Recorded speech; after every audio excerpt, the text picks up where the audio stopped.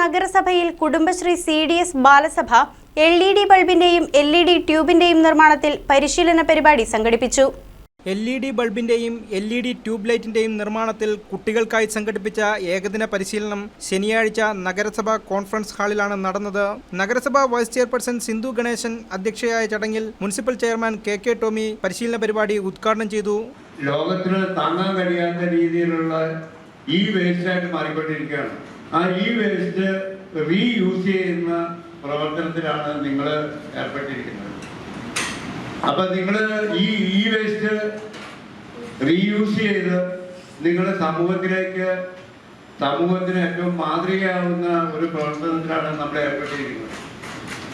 നമ്മൾ ഇതുപോലെ ട്യൂബ് ബൾബുകളെല്ലാം നമ്മൾ നന്നാക്കി വീണ്ടും നമ്മുടെ വീടുകളിലും സമീപ വീടുകളിലും ഉപയോഗിക്കുന്നതിന് വേണ്ടിയിട്ട് ഉള്ള ട്രെയിനിങ് ആണ് ഇപ്പോൾ നടക്കുന്നത്.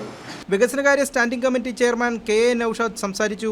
കൗൺസിലർമാരായ സിജു എബ്രഹാം, ഉണ്ണി PR, ബബിത മത്തായി, ഏലിയമ്മ ജോർജ് എന്നിവർ സംബന്ധിച്ചു.